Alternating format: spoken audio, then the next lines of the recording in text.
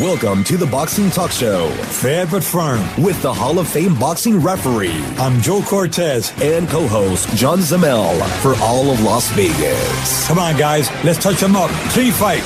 I'm Joe Cortez. Fair but firm. Hey guys, welcome to the Fair but Firm show here in Las Vegas, the battle of the boxing capital of the world. And it seemed like Saturday night, the boxing capital was in LA. Sure was, baby. The fans watching that Tyson Fury and Deontay Wilder fight, it was a fight to be remembered for a long time. There was so much excitement going, even up into the 12th round. Yes. When it was especially in the 12th round. Yeah, I said, wow, there's a knockout. Well, I can't believe he knocked him out. And you know what? Tyson Fury said, no, I'm going to take a little nap. Sure. I'm going to get back Took up. a nap. He got up. He said, I'm good. I just needed a little nap. He said, if I get up too quick, I'm going to be a wobbly legs. Let me lay down here for a while. Just needed a little nap. He got tired. You know, you get tired sometimes. I get tired. And he jumped up like if it was in the first round. It was crazy. We've seen Tyson Fury come back from drug addiction, mental illness, suicidal thoughts. We've seen him come back from 400 pounds. We've seen him come back from cocaine. We've seen him come back from alcohol, 20 beers a day, he says. And on Saturday night, we saw Tyson Fury come back from the dead. That was the craziest thing I've ever seen in a boxing match. And you know, I couldn't be more excited about it. No question about it. Everybody's excited around the world, especially in Great Britain. You fans out there, you two into boxing back in the United Kingdom, Dan and the whole gang back there, you guys, I'm sure, are tuning in. Everybody's watching this show because everybody wants to hear what the fans have to say about the outcome of the fight. As you well know, Deontay Wilder was knocked out 39 of his 40 opponents, 39 big knockouts, and we thought it was number 40 Saturday night. But Tyson Fury proved to the world that he is in a mix with the top three in the heavyweight division right now. There was no losses. I said, somebody's O's got to go, but you know what? Nobody's O had to go, yeah. Nobody's O. He got a draw, and now what will happen is that we'll continue to look and see who's going to be the next opponent for either Tyson Fury or Deontay Wilder. I thought that the winner of Saturday night's fight would fight Anthony Joshua, and you know what happened? Nothing really. But now there's three in the mix. Now you're gonna put a little numbers in a box, shake it up, and see who fights who, because it's gonna be a real tune-up fight for whoever's gonna fight next. I mean, they should take a rest, both of these fighters, Tyson Fury and Deontay Wilder, because there was a lot of punches taken. But before we really get into the topic, let's go back a little bit. First of all, two things. Condolences for President George Bush Sr., who passed away at the age of 94. And of course, we got to talk about Adonis Stevenson. He got knocked out Saturday night up in Canada, and he's went into a coma. We were hoping for a speedy recovery. Absolutely. We heard that he's went from critical to stable. Hopefully, he comes out of it. I've seen many fighters get hurt in boxing, and that's why the referees have to take action. And talking about action, I got to take my hat off to Jack Reiss, a referee who refereed the fight Saturday night, who did an excellent job. As a matter of fact, I called him up Saturday night after the fight to tell him about a job well done. That's what I love about refereeing, the concern, the safety for the fighters, and making sure that they can come back another day. But you know, I could tell you one thing, that when John, yes, sir. When Tyson Fury went down in the ninth round, okay, he got up, he got hit with a shot. Just behind the ear, kind of. Just right behind the ear. No fault of Deontay Wilder. Oh no, he ducked into it. I mean, when you duck into it, the referee got a call. Yeah, there was no rapid punch there. And he went down, but the last knockdown in the 12th round, I thought it was lights out. Any inexperienced referee would have stopped that fight. It's unbelievable. Jack Reiss, my friend, my good friend, and a top referee, should be recognized as one of the best in the world, and not only one of the best in the world. This is what you call a real professional referee. Oh, yeah. He has done everything that we practice during seminars that we give. He's been a participant himself. He's been giving seminars, and he's been in classes with other referees where we all learn to refresh our memories, our minds, refresh our skills. We do that during seminars, and Jack Reiss also does an excellent job giving seminars. But look what he did Saturday night. He did everything that he preached. He preaches about doing the right thing. He did it right Saturday night. Now, had he stopped it, Tyson Fury would have jumped up. I said, I'm okay, but you know what? If he would have stopped it, nobody would have complained, because honestly, the way he went down and he laid on his back, You don't about to count. I said, that's it. But he didn't panic. He went through the motions. He watched. He waited. He started to count and saw that all of a sudden this guy jumps up. Tyson Fury, I take my hat off to you. I'll tell you, if you come back like the way you did Saturday night, you deserve nothing but kudos from all of us. You did a great job. Yeah, I mean, look, there's a million people out here. First of all, I do want to touch on that Adonis Stevenson thing. Major shout out to him, and speedy recovery, of course, to him and his family. I know he just had he's got a 1-month-old little kid, so I really hope, for him and his loved ones that bounce back is fine. This is a dangerous sport and a constant reminder of just how, just what these fighters are putting on the line to entertain us every week. So it's very important. But on top of that, we talk about this fight being a draw and who was the winner and who was the loser. I think we had two definite winners in this fight. Two guys whose stock rose immensely, not only in the boxing fan's mind, but also in the casual fan, which is where a lot of that money is, as we know. I think the only loser in this fight was Anthony Joshua, because this is a man who sat up in his ivory tower for the last year, ever since he won all those belts, and said, you guys come to me. You come to me, you come to Wembley, you come to Manchester. I set the terms. I tell you what percentage you get. I tell you what network you're on. I tell you how we're doing this fight. And you have to listen to me because I have all the leverage. And he did. And these two guys not only managed to find each other, they managed to battle each other to promote a card that was an outstanding card, and then put on what was essentially the fight of the year. One of the greatest heavyweight battles we've seen in a very long time, up there with probably just Klitschko and AJ for the last 10 years. And you're looking at two guys who have shown their ability to sell in America, two guys who have the ability to be huge draws and have the ability to fight and beat any other heavyweight on the planet. Now, when it comes down to negotiations, now look who, in that April 19th matchup that Eddie Hearn and Anthony Joshua have been dangling, see who wins. They said keep it. They said, you want to keep naming Jarrell Miller, you want to keep naming Derek White, or, all these guys, Chisora, you go ahead. Take one of them, fight one of them, and make your money you always make, and enjoy it. We're going to sell out another huge event, either in England or in America, or in Barclays Center, or in T-Mobile here in Las Vegas. They are going to be able to keep doing it, and all that leverage that they had sitting up there thinking we hold all the cards, that's gone. We have a genuine discussion over who's the A side, and that matters, man. That matters. And also, go ahead. A lot of fans out there saying that Tyson Fury got robbed in this fight. It was one of those fights. I mean, the man ended up on his back twice. Yeah. A lot of fans felt, even though with those 2 knockdowns, because he won so many of the earlier rounds, that he still should have won the fight. But you fans out there, let me tell you one thing. Scoring the fight is not the easiest thing in the world, especially when you got two guys that almost every round was kind of competitive, but they were both competitive. And not high output from either one of them. You know what I mean? So it's super hard to judge those rounds. Yeah, it was very tough. But you know what? I think that a rematch is gonna play out in the long run. So it's gonna be so great. And it made the fight that more interesting. It could be much more now. Next time they fight either the rematch, like Ali did with Frazier. It'll be those kind of fights like Pacquiao did with Marquez. It's you fans got to say, thank God it was not a boring fight.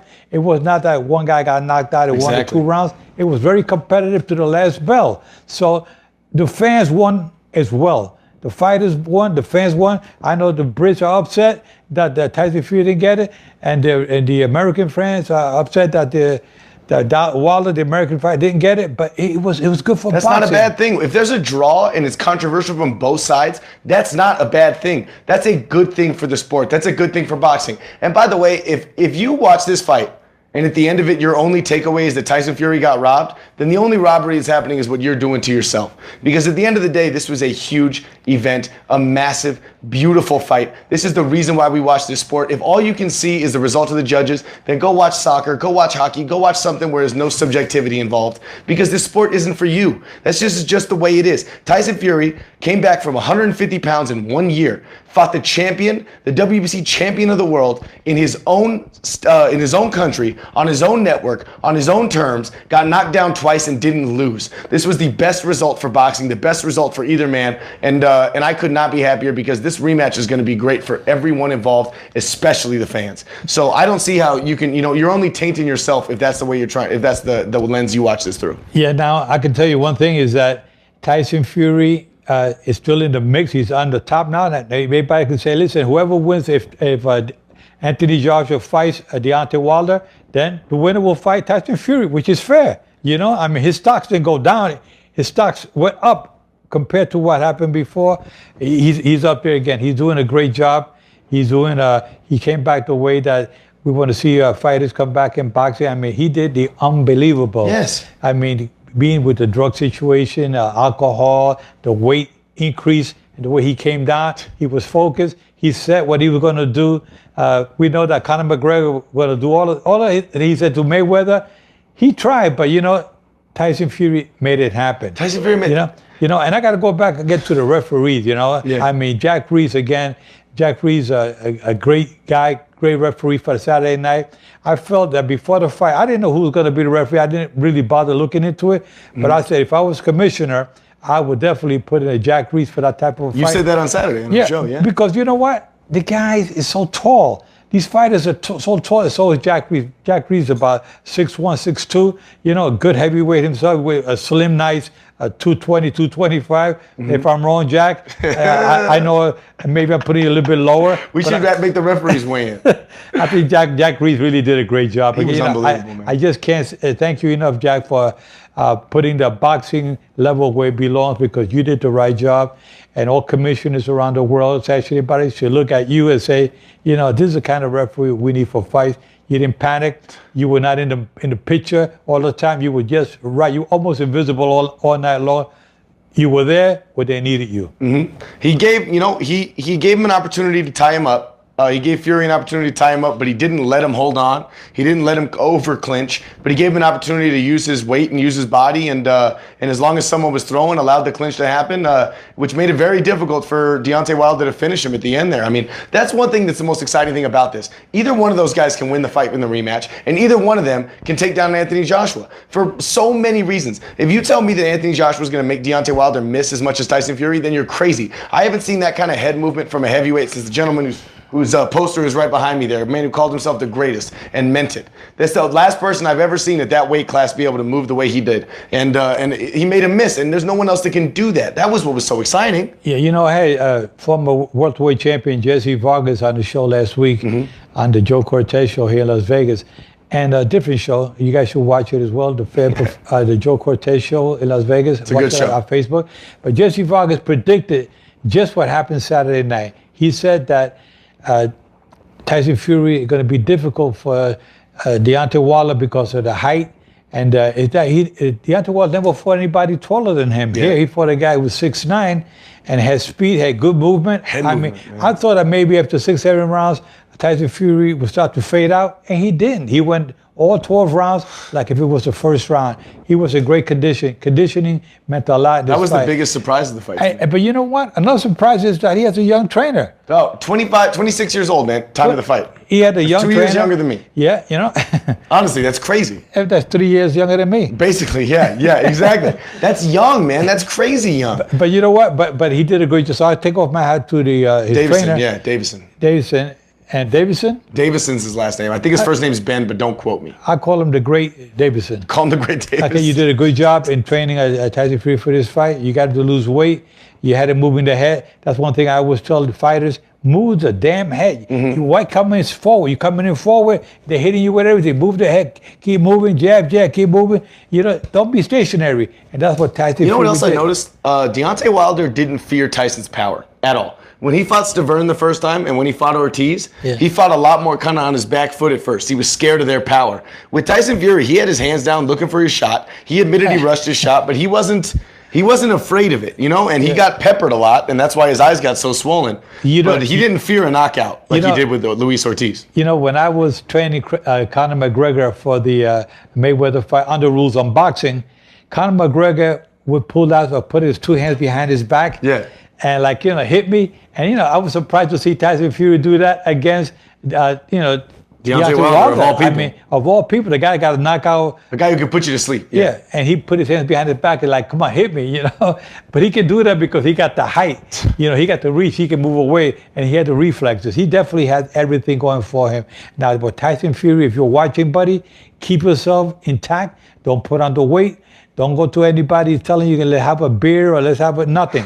Keep on the way you're going, because, buddy, you're going places, all right? My God, he's unbelievable. And let me tell you something. Sunday Puncher is another excellent show that I listen to every time I can. If you guys only listen to one boxing podcast, obviously it's this one. It's the best. But if you listen to two, Sunday Puncher does a good show. But he had a great point when he talked about the rematch, the amount of highlight things that you'll be able to see for him. All those showboating moments by Fury, the big knockdowns, the big shots that both of them took. You could just take that highlight reel and you're immediately selling, 500,000 pay-per-views immediately just off of that reel alone. And these guys hold so many cards now. They have so many options. They both came out of this like big winners. The fans came out of this like big winners. And for the record, like I said, I want to make sure I address the way I scored it was for Fury.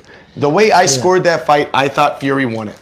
But I don't come away from it feeling robbed, and neither should any of you. That was an excellent fight, and it's boxing. If you leave it up to the judges, you're leaving it up to humans, and that's just the way it is. Or you can finish it in the ring. This was not the same fight that he fought against Klitschko. Klitschko, he danced around for 12 rounds. This time he danced around for 9, and he got clapped in 2 of them. That's just the way it is. This is the fight game, and that's why I scored it. I scored it for Fury, but I don't feel robbed. I don't feel like it was, like I said, the only robbery that's happening if you focus on the scorecards is the robbery to yourself for what was an amazing fight, an incredible event, and will go down as one of the greatest when Tyson Fury got up in the 12th round is one of the greatest boxing moments in history. I know a lot of casual boxing fans who don't care either way, didn't have a dog in the fight, and they felt it was the best fight they've ever seen. A lot of them. This was a huge moment for boxing, and especially the heavyweight division. And you have 3 sharks up top there swimming around each other, and you could not be more excited about that. I couldn't.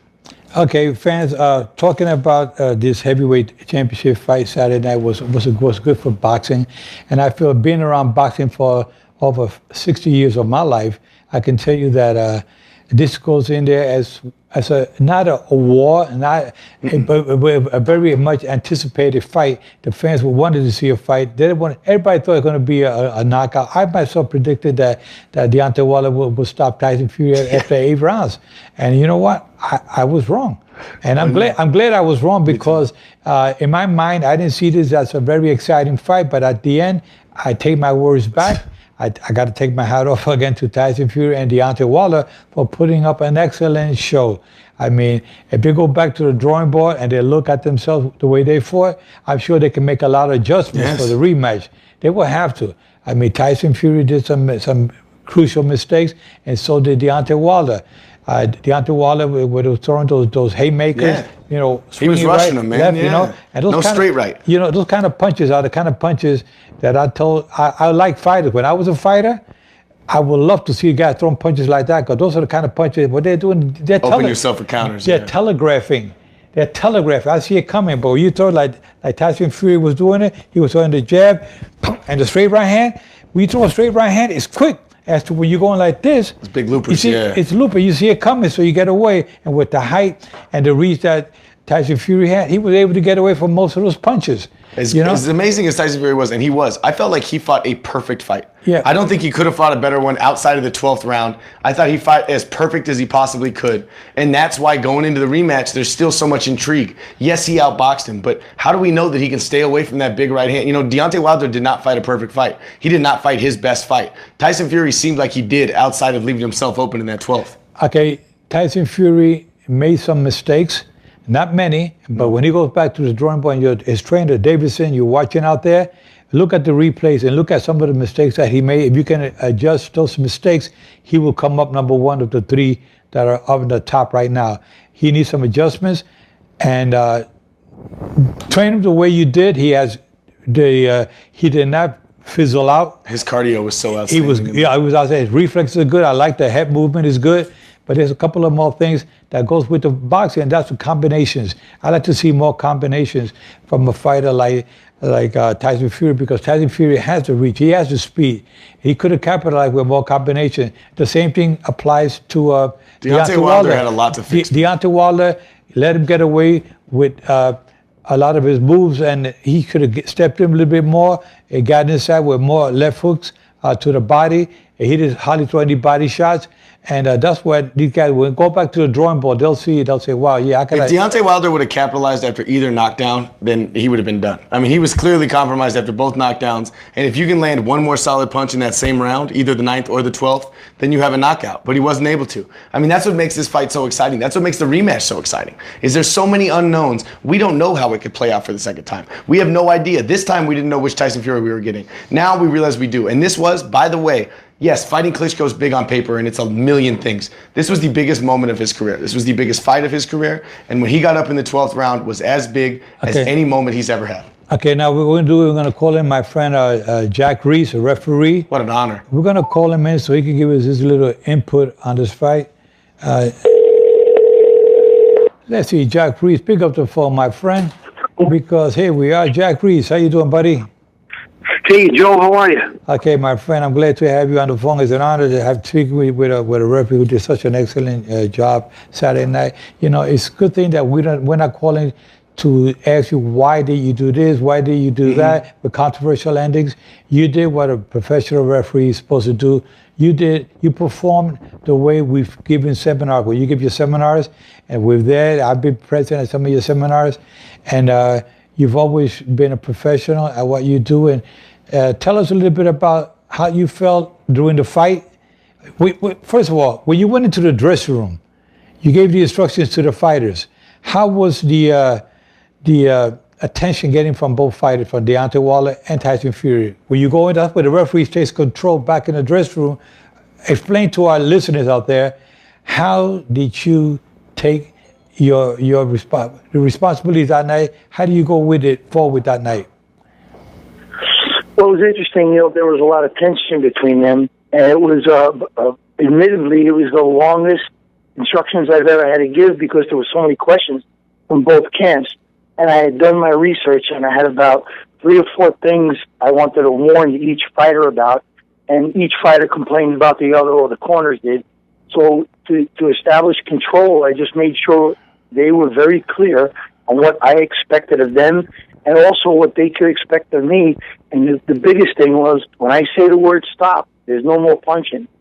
And this is one of the ways I felt I could take control. Just as soon as I say stop, you throw a punch, it's a foul. And they did. They listened.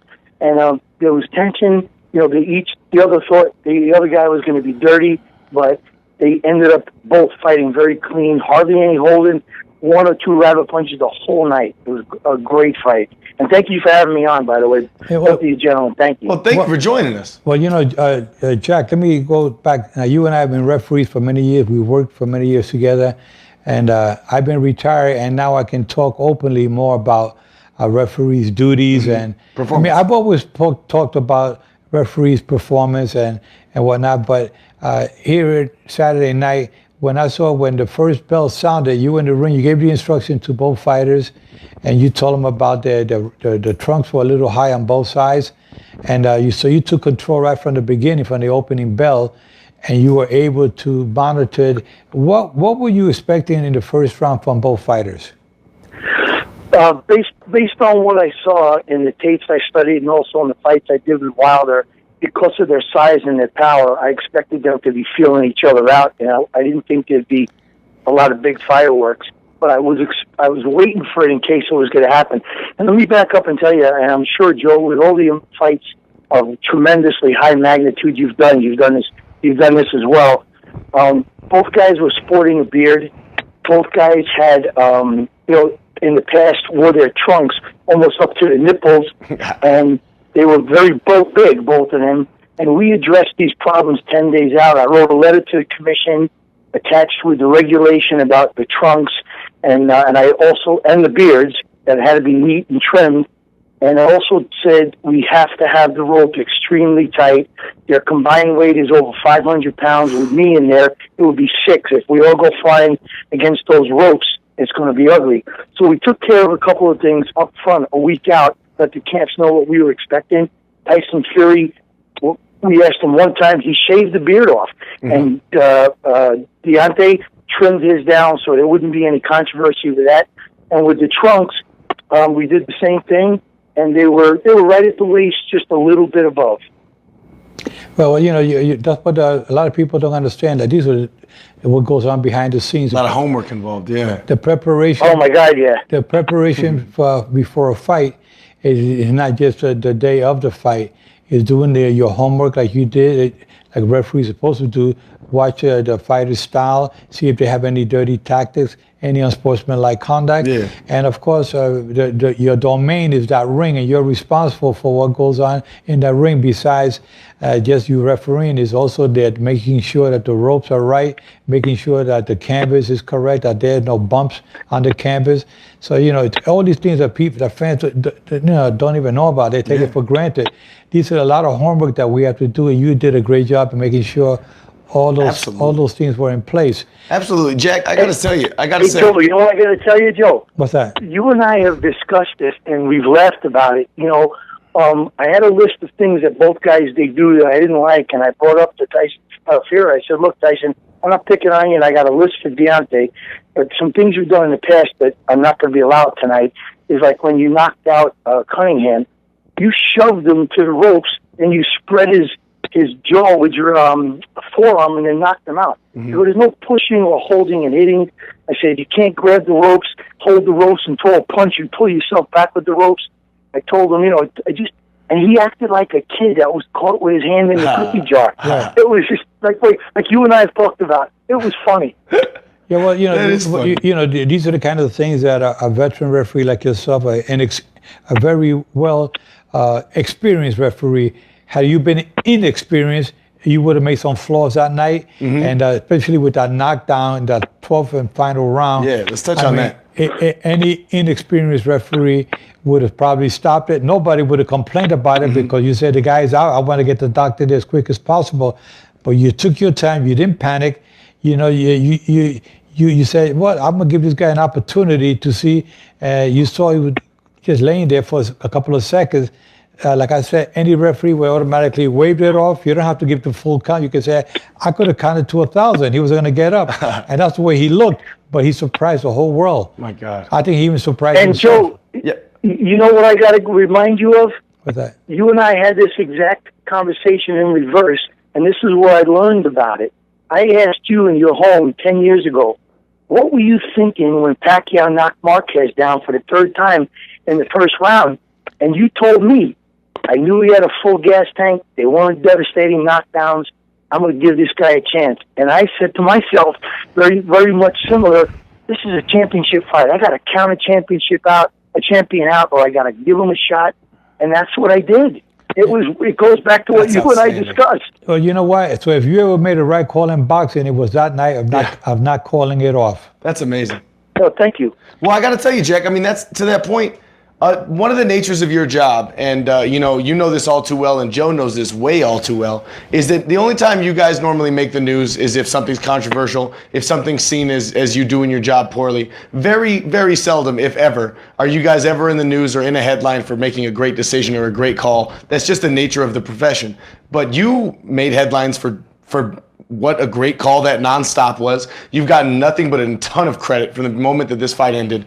And I want to congratulate you on that, because that's just amazing and such a rarity in the sport, or any sport, for a referee to get as much attention for good reason as you did. And that just is a testament to what an excellent job you did on Saturday night, man. That really means a lot. Thank you very much. I'm humbled by it, and you're only as good as your last performance, so I'm going to put that in the back burner and just concentrate on what I got to do next. We're going to keep on going with the show today because there's so much to talk about. So I'm not going to let you viewers say, "Oh my God, the show is over." No, we're going to go into extra time because we got to talk about the Lomachenko and extra rounds today, baby. And Pedraza fight coming up next week for Madison Square Garden. But I will keep you on the phone a little bit longer, Jack. I want to just say that at the press conference, Tyson Fury gave you a lot of compliments of how you he listened to you, but you gave him the instructions and how were you going to take it. If any fighter got knocked down, you did exactly what you said you're going to do it. He said he listened to you carefully. He was very pleased with your performance, which is not too common in boxing. Yeah. That fighters compliment the referee for a job well done. So there goes another one for you that I think that you will deserve, and I think that keep giving those seminars, and that's one of the highlights of your videos for your seminars coming up. When you give your next seminar, make sure you show that fight and show them how you handle it, how referees should handle it without panicking. Now, that's why I say young referees, Jack, that are trying to make it into boxing, been there 2, 3, or 4 years, and they complain that they're not getting the big fights. They don't realize how many years it takes for you to get experience and get polished up. How many years have you been a referee now, Jack? 21. It took me 21 years to be an overnight sensation. Well, you see it. That's why you've been overnight. You've been a good referee for many years. Yes, last night, Saturday night, you just proved to the world, my God, what it really means to be serious about this job. You take this job so seriously, and you also feel like this is what referees want to do. This is a dream of every referee. Had you been any part of the world, maybe the outcome would have been different. Exactly. It's just the right timing, the right place, the right time. You were there Saturday night in Los Angeles at the Staples Center with almost a sellout crowd. Yeah. You did a great job. I got to ask, though, the question that everybody wants to know, Jack, I mean, undeniably, what was going through your head when you saw that big 12th round knockout? I mean, or knockdown when it first happened? What was going through your head? And then what did you see in Fury's eyes that showed you that it wasn't over, that he still had some fight in him? Well, like I said, I was taught by guys following guys like Joe, like Dick Young, Pat Russell. You always count a champion out, and especially in the 12th round, you try not to take points. No harm, no foul. Sure. Don't take any points because you don't want to mess it up at the end. And the guy gets knocked down in the 12th round. He fought 11 rounds. You want to give him every opportunity. Absolutely. So I just signaled down, picked up the count, walked over to him. And I don't know if you guys noticed, after I went down on one knee, I scooted up so I'd be right over his face with my hands, so he could see and hear me. And it was the strangest thing. Did you ever startle somebody when they're sleeping and they pop up with their eyes wide open? That's how he looked. When I said 5, he popped up like I woke him up out of his sleep and made this funny face and just rolled up and got up, man. He was like, I'm up. I couldn't believe it. Well, you know what? That happens sometimes with these fighters. He was probably in a concussive episode right there. He was out, but when he got on his feet, just woke up. He was like bright awake, like nothing ever happened. Just dancing around. And you know what? Were you surprised, Jack, that he hit Wilder with a punch there? Yeah. And Wilder even grabbed on to hold on a little bit. He looked like he got a little stung a little bit after the knockdown. Yes, and I got to tell you something. I have such admiration and respect for both of those guys. It's unbelievable. And now, I only saw Fury fight on television, and I thought he was a little awkward and goofy. But being in the ring with him, he moves wonderfully, and he did it for 12 rounds. Yeah. He was slipped and punched. He's way better than I thought he was from watching on TV. I have nothing but respect for both of those guys. Well, I'll tell you, they got respect from me as well, both fighters, but especially Tyson Fury because of his downfall. And he's an inspiration for anybody out there that's had problems with drugs and whatnot, alcohol. Mental illness, anything. He's an inspiration for you because if this man did it, if he did it, anybody else can do it. He's very religious. He's a Christian, and he said it. God helped me. God guided me through this whole thing, through all this difficult moment these last couple of years, and he came back better than anybody I have ever seen. Unbelievable. One of the best comebacks in boxing history. Undeniably. We talked about that going into this, about some of the great heavyweight comebacks. I think you have to put this on par with all those, right? Yeah, exactly. I mean, that's just the truth. We saw a real watershed moment in boxing on Saturday night. Because he was down and out, you can't say, well, now even myself, who's been in boxing for so many years, I have to respect him and respect those who are out of boxing and have the drug addiction and alcohol addiction and hit rock bottom. There's only one place you can go after you hit rock bottom, is that's up. And that's what Tyson Fury did. He went up. Absolutely. And I tell you, his team, I got to take off my hat to his team. I'm sure his team has a lot to do with this. His managers, his promoter. I mean, everybody has a lot to do with the outcome of the results of this fight Saturday night. Jack, I got one last question. He's got good people around him. His trainer Ben, really good guy, straight shooter, and he's got good people around him now. Yes, he does. Absolutely, Jack. I got one more question for you. When they make a movie about Tyson Fury's comeback and that big knockdown and that big getting up, and they play the music, who do you want to play you in the movie? You could play me because I'll be dead probably. I'll take it, Jack. I'll take it. No, I like to see Jack Reiss in that movie, and I think Jack Reiss deserves it because why should they put somebody else in there when the real man is there? I mean, to do it. I mean, from a movie star to if anyone would know. No, I think Jack Reiss has done some movies already in the past, and I think that they make a story. They should make a nice story about Tyson Fury. It was a great moment, and it was a great moment. The highlight of his career was that knockdown gave him more credit than if he knocked another guy down. Yeah. Then if he would have knocked somebody else out. No, getting up from that moment. I mean, that's what we love about boxing. That's what we love about Rocky movies and all this stuff. Getting knocked down and getting up again is the epitome of this sport. And he has done it outside the ring and inside the ring. That's what makes this so beautiful and such an amazing story. Yeah. And we watched that, all of us on Saturday night. Yeah. I think that what he did there Saturday night with that was unbelievable. It's something that you don't see many fighters can do, knocked down like that and get up and win. A lot of fighters, they get hit down. They say, you know what, I'm staying down. They're looking for a soft spot in that ring to go down. He didn't. He went to sleep. And he woke up. He got up. Maybe he had that. He didn't like that canvas. He didn't. If we had a soft, it just wasn't comfortable. Probably. When you think something's comfortable. It wasn't comfortable. The canvas was too hard for him. He woke up and saw Jack Reiss said 5, and he said, all right, 5. That's all I needed. He said, if you had a soft, quick 5 seconds, a soft canvas there, I might have taken 7. He would have laid out for 100. But he said, I don't like this canvas. It feels too hard on me. Yeah. He jumped right up. Well, you want another backstory? What's that? Yeah. They put the ring together early in the morning because I think the Lakers played the night before, Yes, they did. Right. And one of the referees went to check it, and the Fury camp was there complaining that the canvas was too thick, and they wanted a tighter canvas so he could move better because the thicker canvas would have made his legs tired, through a 12-round fight. Yeah, so they changed the canvas that morning. Well, Plus, they figured he might need a nap later on. I agree with you, and I did I'm involved with Devin Haney. I'm a consultant on their team, and they fought in Temecula about a month and a half ago, and I was there, and I checked out the ring in the morning before the fight, and again, I didn't like the way the canvas felt. It was too slippery, and it was not really like a canvas, more like a plastic. The water would not penetrate the canvas, so we had the whole canvas changed. The commission about the California Commission said no, this will not pass, and I agree with them. Good thing I went there in the morning about 8 o'clock to check out the ring where they were putting it together. And that's the thing that a lot of fans don't understand, the duties of a referee. You go back and you check these things out, especially when you travel to a foreign country. Normally in your jurisdiction, you normally know everything is always run the right way. You can't take it for granted, but I'm sure that when you went into that ring, you still checked out the ropes, you checked out the canvas, made sure it felt good. But the camp, sometimes they know that as well. Yes, a soft canvas, you get more tired because it's like you're sinking your feet, the bottom of your feet, of your soles, your shoes, they sink into that canvas. So it's a little tougher with it.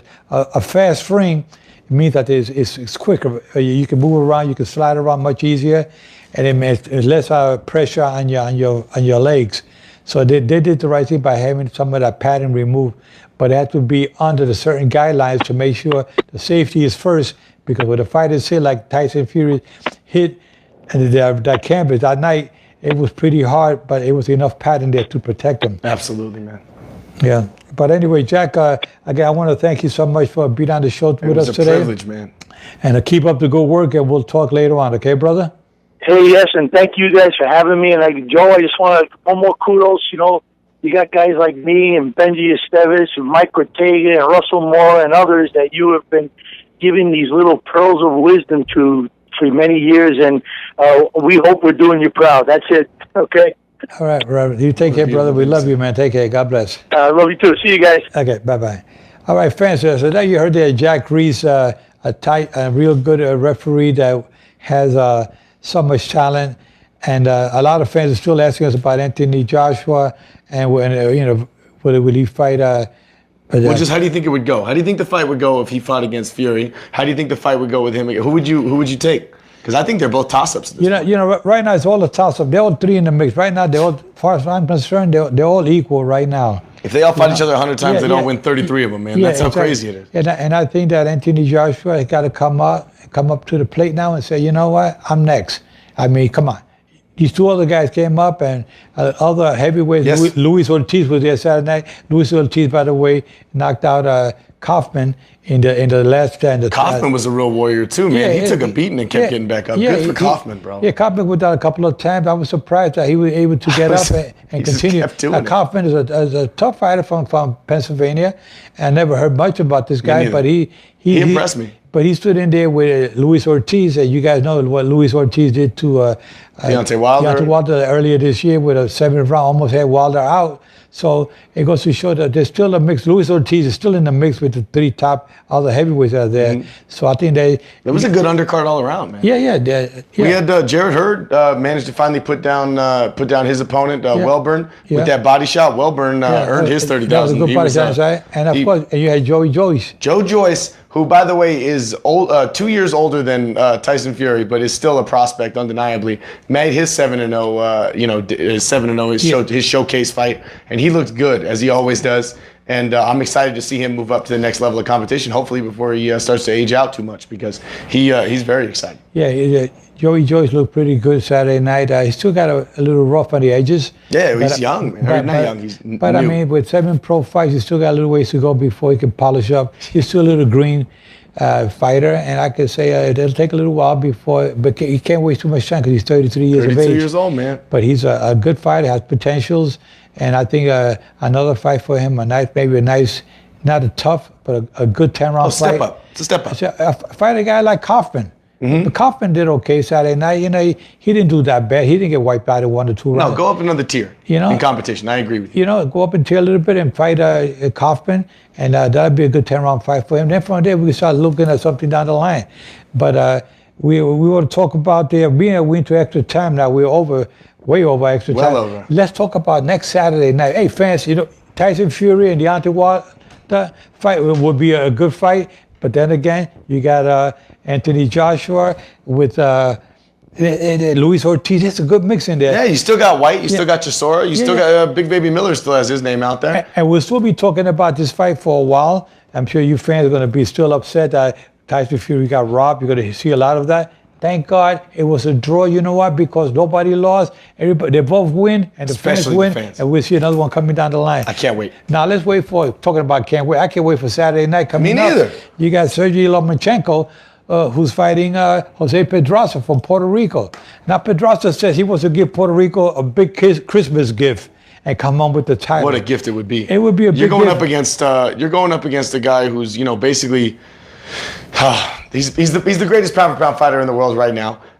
You could say it's Terrence Crawford, and I would agree with you up to his. I don't like a lot of his opponent choices we've talked about on the show, but Vasily Lomachenko tied the record for its fewest fights to get to a title with 3. Then he won the record for fewest fights to get to 2 titles with 7. Then he beat the record again for fewest fights to get to 3 titles with 13. Now he's going to have his first unification bout. This is a guy who keeps going up, keeps doing more, keeps pushing the envelope, and keeps showing why he might be the most exciting fighter in boxing. He's an absolute phenom. His ability to use angles and footwork and everything else. He has a 396-1 amateur record. He's a perfect fighter from the ground up, going up against a guy in Jose Pedraza who's only lost 1 fight. Exactly. They both only lost 1 fight. Yeah, and just beat Raimundo Beltran for his lightweight title. Exactly. He had beat Raimundo Beltran winning the lightweight championship a couple of months ago. Now I say that Lomachenko is great for boxing. He's coming up in weight, and they're talking about maybe coming up after he wins the lightweight if he wins the lightweight championship, he was to maybe go up to a junior welterweight, 140. I mean, he can fight 140. I'm going to be surprised. I mean, Manny Pacquiao did it. Manny Pacquiao won a championship in 6, 7 weight classes. 8. For 8, from 118 pounder up to 154. To 154, which is insane. He beat everybody just about in all those rankings and all those weight classes to be one of the. And that's just titles. And he's still involved. He fought in 11 weight classes. Yeah, he fought in 11 but he won 8 titles in 8 weight. That's insane. And he's still in the mix. He's fighting coming up real soon. He's fighting Adrian Broner. He's fighting on another pay-per-view. Yeah, which is going to be a good fight. Yeah, it's going to be interesting. And it has Mayweather implications, which, like it or hate it, is a very big deal for the sport of boxing. He's still the biggest name in the sport. And so when you have those style of implications, when you have Mayweather money on the line, you're talking about something very interesting and very important, and people still care. People, you'd like to hear, let's move on to the next stage of boxing. We've done that. We know who our stars are right now. We're not leaning on Pacquiao and Mayweather to keep the sport alive. We know exactly who our stars are in every division. We have Top Rank signing a huge deal with ESPN. You got PBC signing a huge deal with Fox. You're going to watch a fight on both of those within the next 3 weeks. You have Canelo Alvarez signing a huge deal with DAZN to become the highest paid athlete in the world. You'll see that fight, his first fight with that network in 2 weeks. This has been huge for the media groups. You'll see the Lomachenko fight on free ESPN right here. But right now, this is that moment. This is still exciting, and you can throw in a Mayweather-Pacquiao bout at the end of the year next year and still have it be exciting. Exactly. Now, that was good stuff, John. Gave you all this information that's needed for you fans, because John is my little information booth with all the information you want to get about boxing. I just give a look. I got to be, something, the guy. You bring the looks and the personality and the resume and everything else. I got to at least have the information. Well, you got to have something. That's what I'm saying. Otherwise, what am I doing here? No, John is a good man, and we got a good guy. You got to want him, you can have him, but make sure let him. You're gonna rent me out. You're gonna rent me out. You're not for keeps. Let me use him once in a while. But that's why he's on this show here, guys. We know that we got we got all day to talk about boxing. You guys want to go for lunch? Go for lunch and come back. We'll probably still be here. We might, dude. It's that exciting, to be honest with you. This is the first show we've done that's been over a half hour in a very long time since the implication of our new format. And we introduced that in the beginning here, like, how are we going to fit all this information plus that huge interview into a half-hour format? So, okay, we know that we can talk for 2 to 3 hours with no problems about boxing. All that, I'm sure you fans can listen in and talk, because we're trying to give you a wealth of information about what's going on around the boxing world. Now, we know that in Las Vegas, about the boxing capital of the world, we have great fights. This year we have pretty good ones. Of course, we got to talk about the Triple G Canelo Alvarez fight. It was a great fight. But now this one here, last night, Saturday night, Tyson and Wilder will be in the mix with the top fights of the year. Yeah. But we also got to talk about Adonis Stevenson. Mm-hmm. We know that he's in critical condition. They brought him up to stable right now. And we hope that he turned out to be okay. He's a nice gentleman. I ran into him a couple of years ago here in Las Vegas. I was at some restaurant. He comes up to me and said, "Mr. Cortez, can we take a picture?" I said, "Absolutely. You're one of my favorite fighters, champions." I already have been retired from boxing as a referee, so now I can say I have favorites. Mm-hmm. Because when I was active, I kept these guys at a distance. But now, yes, I have some favorite fighters out there. He's run the light heavyweight division for a few years, man. Yeah, he was a light heavyweight champion for WBC for 5 consecutive years, the longest reigning champion in boxing. And to get stopped Saturday night, he fought a draw against Jack Bodak a couple of Badu Jack, yeah. Badu Jack. Yeah, Badu Jack. I don't know how you say it. Yeah, cool about 7 months ago, he had a fight. Ended up a draw, and Badu Jack, and I think that that fight took a lot out of Adonis Stevenson. Mm-hmm. You guys know boxing, know what I'm talking about. When a guy gets, he ended up with a draw. He got dropped in one of the rounds as well. So he might have been damaged goods coming into the fight Saturday night. But that's why it's so important that you trainers, managers, and promoters out there, if you hear something about your fighters not feeling well about something, dizzy, nauseous or something, always, especially after the sparring sessions, sometimes something is not right. Get him a CAT scan. Get him checked out to make sure. Especially right before the fight. Yeah. Honestly, because you never know what happened in sparring. Yeah. Also, shout out to his opponent, whose name I can't pronounce, and Gvadzik, it's something like that. He took, he came in and beat the guy who's the light heavyweight champion of the world. We can't take anything away from him. I know we focus on Adonis' medical condition, and obviously one of the biggest fights we've ever seen, which happened, or seen this year, which happened this weekend. So it's going to take attention away. But a huge shout out to him and his training team, including Teddy Atlas. You guys did a great job, and you deserve that win. So an excellent job to you, and to Adonis, a very speedy recovery. I'm gonna do our shout outs now. We could do a make sure you tune in every Monday right here. We do this every week at the exact same time, 1 o'clock Las Vegas time. We have 4 o'clock on in the East Coast and 9 p.m. in the UK time. We go through Into Boxing, and we're shared on a bunch of other accounts. So make sure you follow us on at least one of those so you can catch us every week. Also, make sure you follow us on the Joe Cortez channel on YouTube. We have we're just as good on that, and we have a great archive. It's a lot easier to go through old shows on that if you want to check us out. Also iTunes, also audioboom.com, also Spotify. We're on just about everything. We're on Twitter. Follow us on Instagram. Follow us everywhere you can, because you don't want to miss anything. We got a lot of good information, and we're on everywhere. As well as on Saturday mornings here in Las Vegas, Nevada, we do a radio show on 720 AM and 101.5 FM. K-Don, the Valley's only sports talk news radio station. You can watch that. Go online, put it online on your computer. KDon.com, KDWN.com. You can watch us live on Saturday mornings. That time, that's 11 6:30 Pacific time. Make sure you check us out. Make sure you listen. Make sure you do everything else you can do. I also want to give a shout out to my friend Alfonso. I know that he tells me that he listens to the show every week, and he gets all his boxing information from there. I don't know, from us. I don't know if that's a good idea or not. But either way, there might be other people like you. We love hearing from you, and that always makes me very happy. So please, comment and anywhere you can, because we do love hearing about it, man. Okay, we also want to give a shout out to Jackie Nunez, who's recuperating from a little illness back in New York. She's one of our assistant producers in New York. And, you'll be like a champ. You get knocked down, you get up, you keep Tyson going. Fury, baby. You're like Tyson Fury. You got all the skills and you got all the 1-2 punches. You'll be okay. And a shout out to all our friends. And also condolences to Sandy Colon Pelton, who passed away this week here in Las Vegas unexpectedly. And, of course, to former President George Bush, who passed away at the age of 94. And so we had some losses this week and some tragedies that occur in boxing. And we want to just say to those folks out there around the world, we love you all. We care for you guys. We want the best for all our friends out there, all the boxing families and all those listeners out there and viewers, that we care for you guys and we want more harmony amongst ourselves, love, caring, and of course, understanding. With that said, guys, keep your guards up at all times. And remember, I'm fair, but I'm firm. Touch him up. Fair but firm. With the Hall of Fame boxing referee, I'm Joe Cortez. for all of Las Vegas. Come on, guys. Let's touch them up. 3 fight. I'm Joe Cortez. Fair but firm.